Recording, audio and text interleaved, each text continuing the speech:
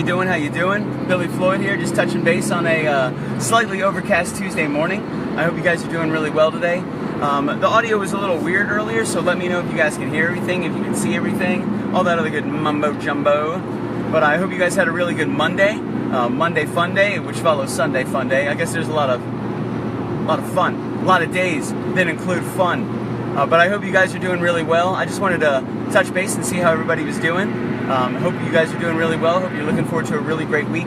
We only have 4 more days left until the Commodore and I play at the venue in Winter Park in Orlando. Well, I guess Orlando, Winter Park area. Tickets are $10. We're at the venue. It's going to be a great show. It's just the 2 of us, and we have some really awesome stuff planned for you guys. So if you're in the Orlando area, please come and check us out at the venue this Saturday night. It is going to be an amazing time. But I did want to touch base with a couple things that I talked about yesterday. Yesterday we talked about spinning plates, about how many cares you have to give. And I will say, my comparison to the F-bomb, I dropped the F-bomb a lot yesterday. I got a bunch of text messages and phone calls about that. My bad. That was how I was just trying to relate and using in units of measurement. But today we're going to talk about cares. So throughout a day you only have so many cares to give. There's only so many hours in the day. There's only so much energy that you have that you're not investing into other things.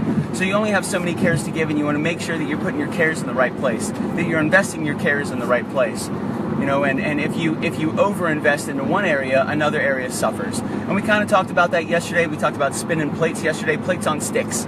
You know, and that's kind of what we all have. We have relationships, we have professional relationships, we have relationships with our parents and with our friends, we have responsibilities, we have passions, we have puppies that we take care of or fish that we feed, and all of these things depend on us to take care of them and nurture them, especially when it comes to pets. When it comes to pets and fish and puppies and babies and stuff like that, they can't do it by themselves, so they lean on us to do that for them.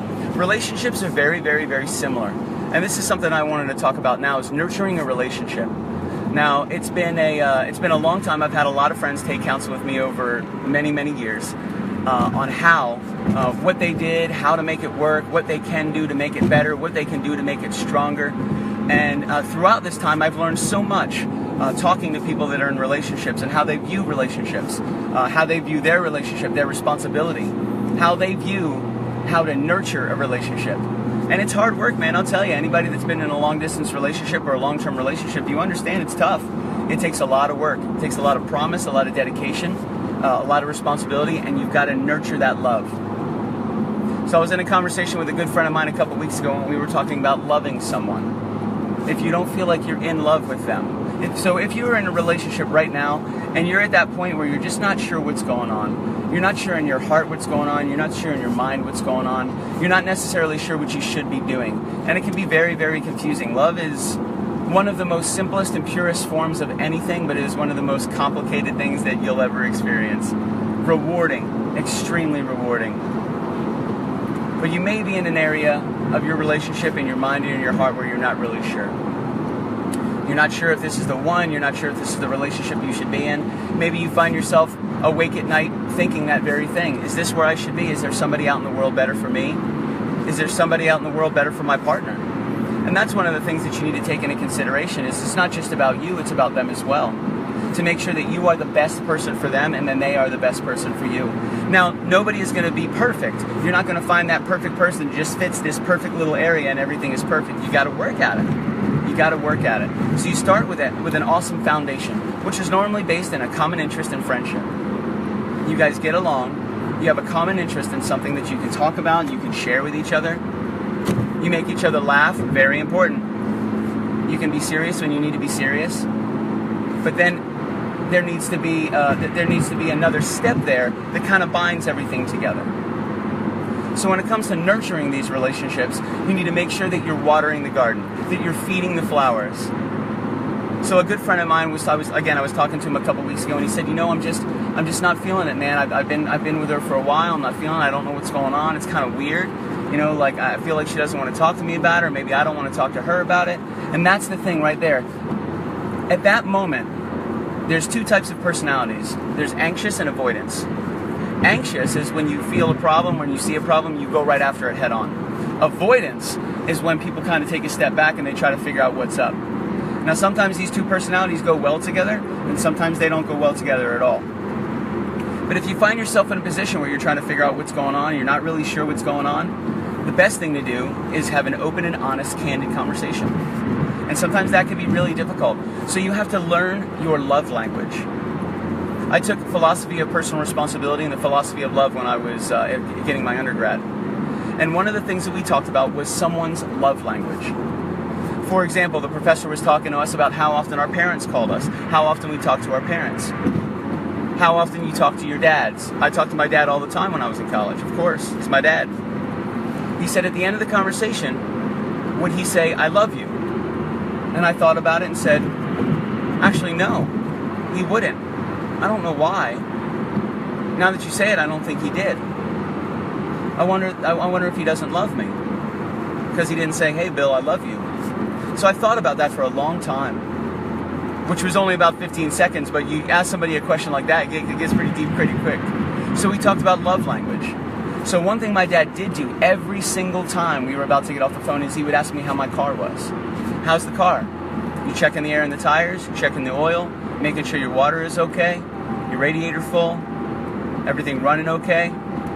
Yeah, Dad, yeah, of course, gas in the car's great, we've got oil in it, it hasn't blown up yet. Okay, great, no problem. Well, if you need anything, your mother and I are here, you have a good day, see you later, gone. That was his love language. That's how he showed me that he cared. That's how he showed me that he loved me. Instead of saying, I love you, son, he said, how's the car? Are you keeping gas in it? Do you need any money for gas? How's the oil? How's the water? How's everything going? And that's the way that he communicated with me that he loved me.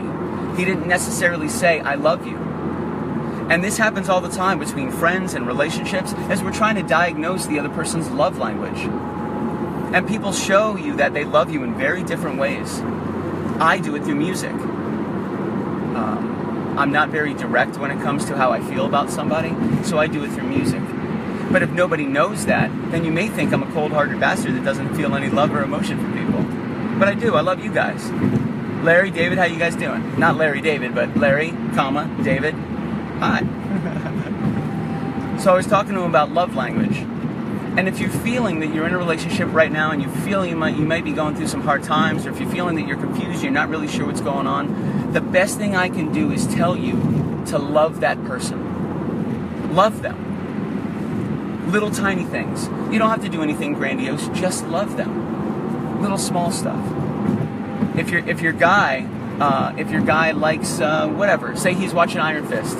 Say that's what he's doing right now. When he gets home, he pours a glass of soda and he goes and watches Iron Fist. Something really small that you can do is when he gets home, give him a kiss, pour him his glass of soda.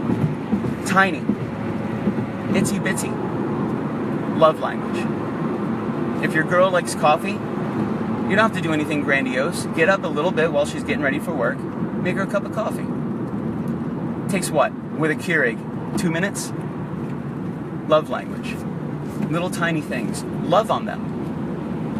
Once you love on them, it's reciprocated. They say the three greatest gifts, the gifts that we're all looking for, we receive when we give them to other people. And that's so very true. If you want to feel love someone. And they in turn will love you back. And that's how this whole thing is supposed to work. You make their life easier, they make your life easier. You love them, they love you. So if you pour him his soda and turn on Iron Fist when he gets home, and he makes you, that's exactly what it is. So you guys got to work on your love language. And if you ever find yourself in a position where you feel like you may be falling out of love, or you feel like you may be not feeling that feeling anymore, it's tough, man. You got to work at it. Ask anybody that's been in a long-term relationship. You got to work at it. It's not easy, but it's rewarding.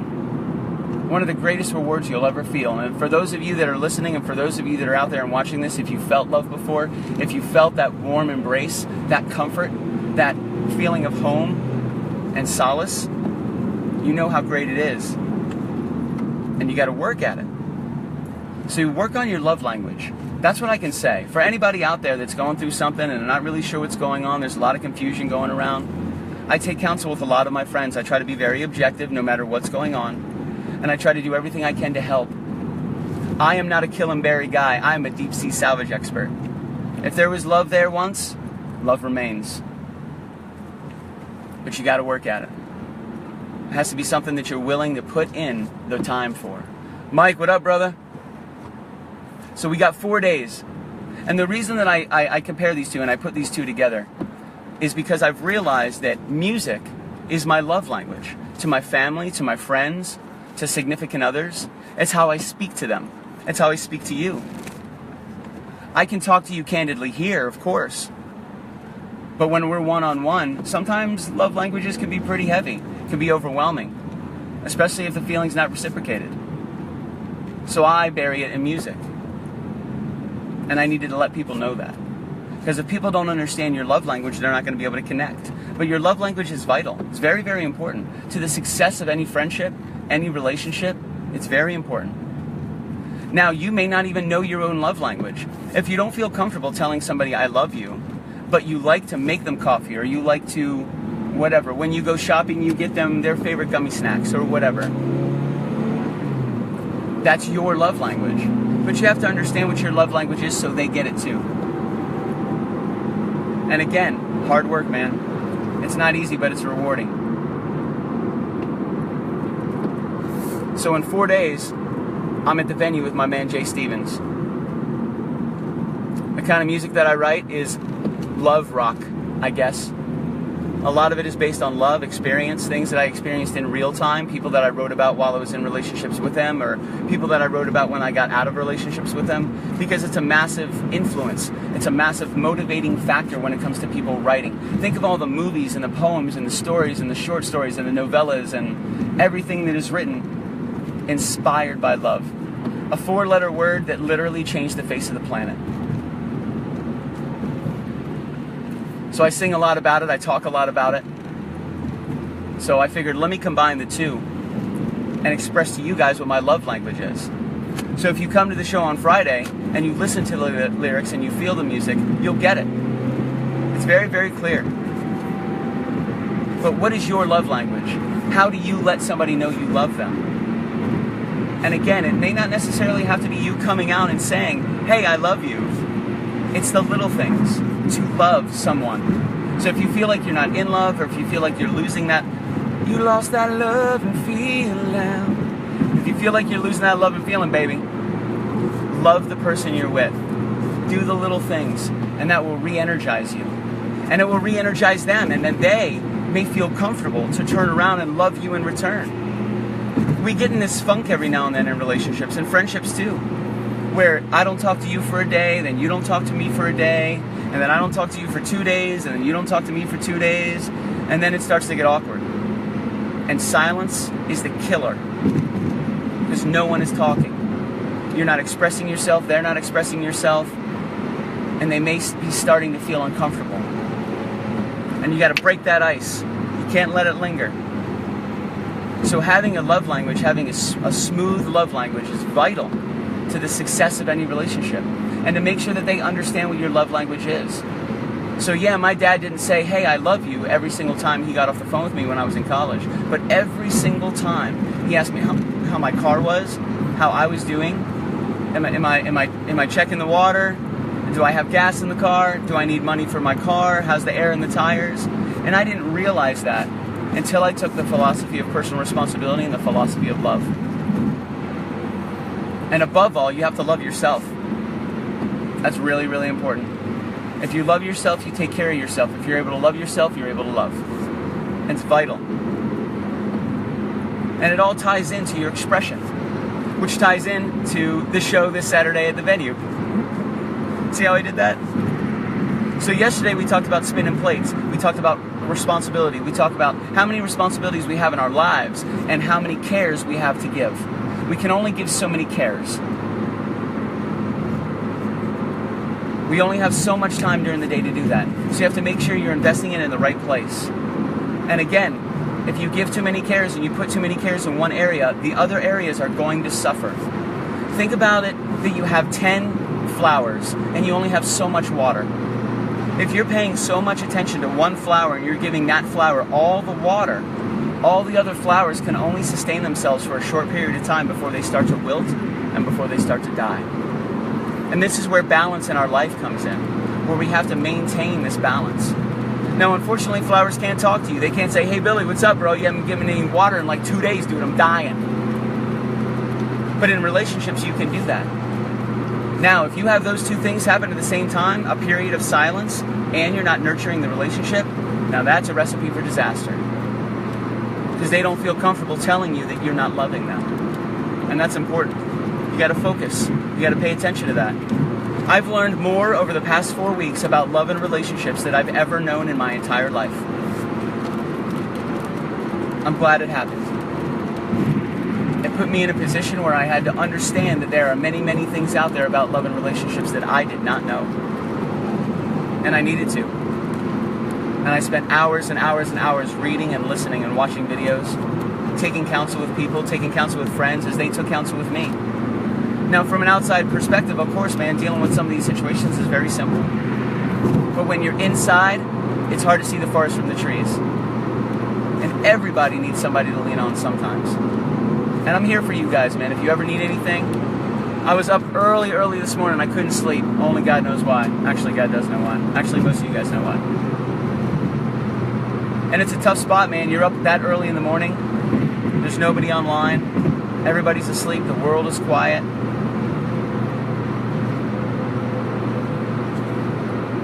Be careful. You can get wrapped up inside your own head real fast. So if you guys ever need anybody, if you ever need to reach out to anybody, if you ever need to speak to anybody, if you ever need to talk to anybody candidly, somebody that you can trust, somebody that you can feel confident in, by all means, 24/7, guys. Hit me up. Let me know what's going on. I've been there. I know what it feels like when you need somebody to talk to. And I'm here, just in case, for anything you guys need. I wanted to put that out there because it's very important for us to be here for each other, especially through the hard times. When things are hunky-dory and everything's crazy, no big deal. Think of how many times you guys have been in a relationship and that relationship ends and you realize you haven't spent any time with your friends in like the last freaking 6 months or however long your relationship was. You were giving all your water to that one flower. Now, good friendships, really good friendships, and I'm sure you guys know this, really good friendships, solid ones, they don't need to be watered all the time. My good friend Angelo, him and I can go 2-3 years without speaking to each other. But if we see each other out, oh, we're boys. There's nothing going, there's no problems. It's like we never split up. It's like we were never apart. And I'm sure you guys know what I'm talking about. You've been in those relationships, you've had those friendships before. Where, oh man, I haven't seen you in 2 years, but it didn't even matter. Boom. It's like you picked up right where you left off, and it's awesome. Those are solid friendships. Relationships, you need to nurture them. You got to water them. You have to take care of them. They're delicate. They can be incredibly powerful, but they are definitely delicate. And they need to be nurtured and cared for and loved. The love that exists between two people is created by both. It can't exist just by one person.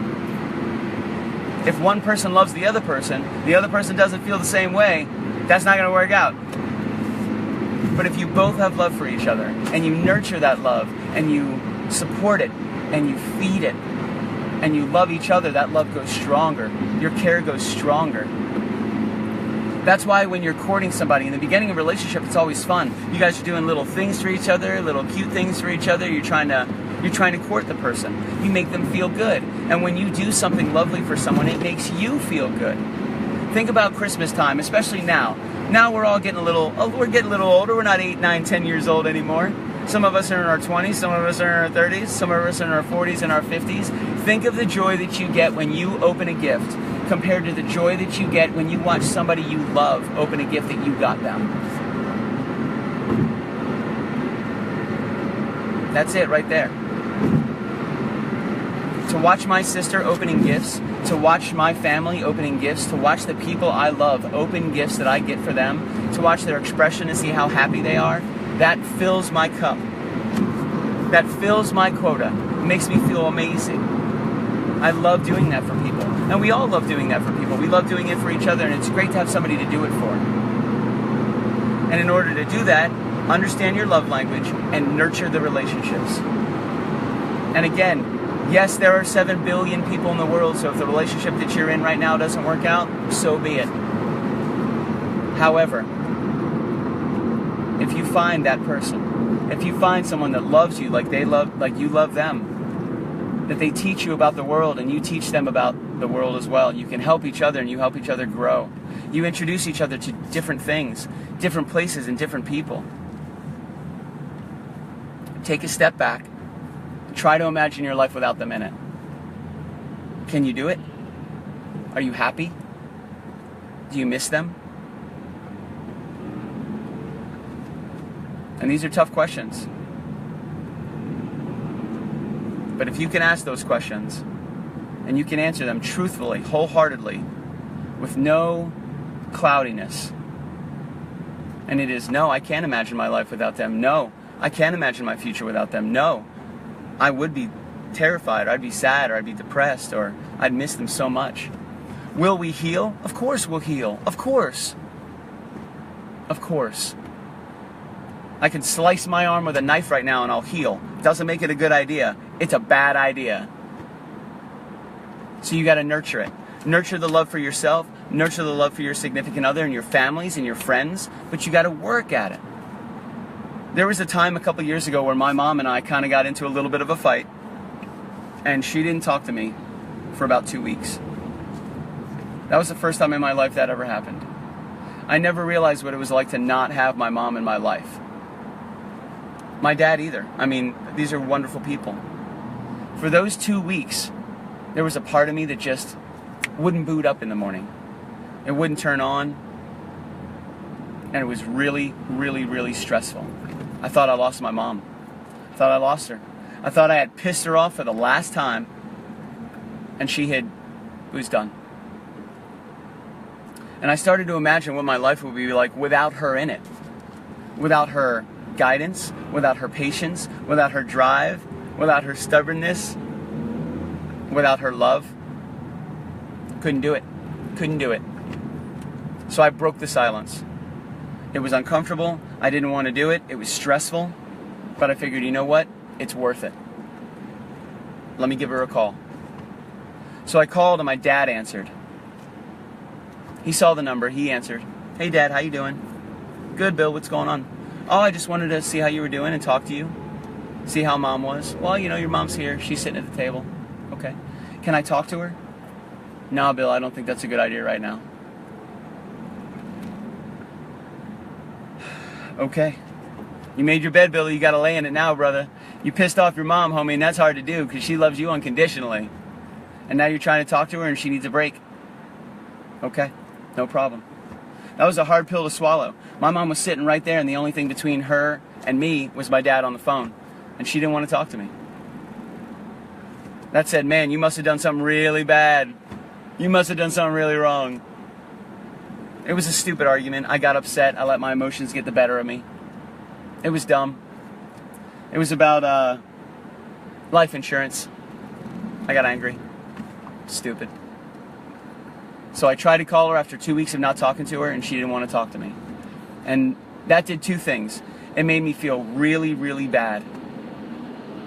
And it made me feel really, really scared. I felt bad and remorseful because I had upset my mom so much that she didn't even want to talk to me. I must have done something really bad. And then I got really scared because life is short. And you never know when it's going to end. You have no idea. I could be sitting in this car right now doing 0 miles an hour, which as you see the cars passing me, I'm literally doing 0 miles an hour. You have no control. And at any moment, it could be gone. Very fragile. So you got to take those moments.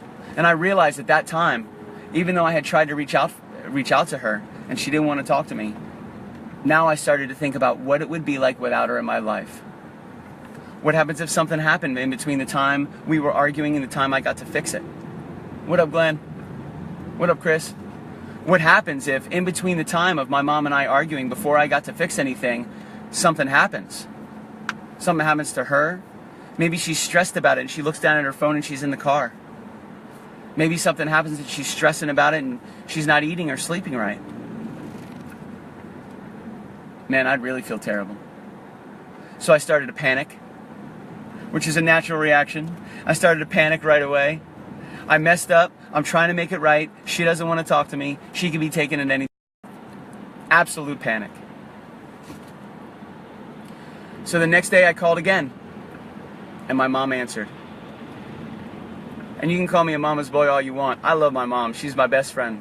She's been there for me every step of the way, through the hard times and the good times, through the celebrations and the low, low times where I needed a best friend to talk to, where I needed a buddy and I needed a support. And I know all you guys know exactly what I'm talking about, that had good relationships or have good relationships with somebody in your life, with a mom or a dad. And you realize how much power and strength they give you, how much support they give you when you really need it. She answers the phone. She knew it was me and she answered the phone. It's a good day. It's a good day. Hey Mom, great to hear your voice.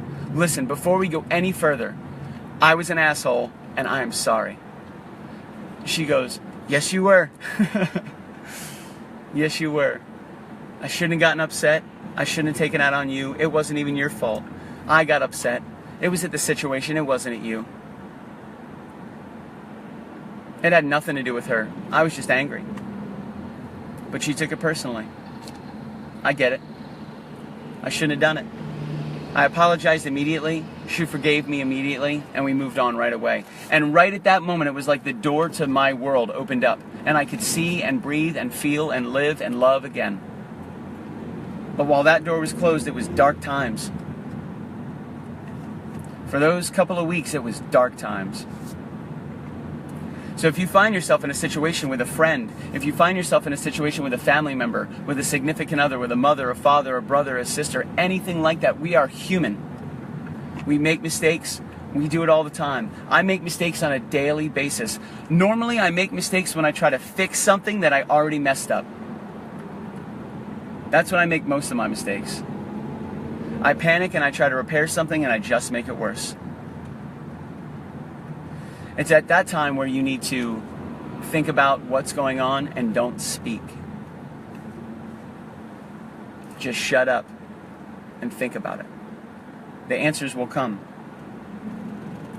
We're all going through hard times. Some are going through hard times more than others. But you're not alone no matter what you're going through. And if there's anything I can ever do for you, whether it be a Facebook chat, a phone call, a video chat, an email, a funny meme, a song, whatever, you let me know. And I'll do it.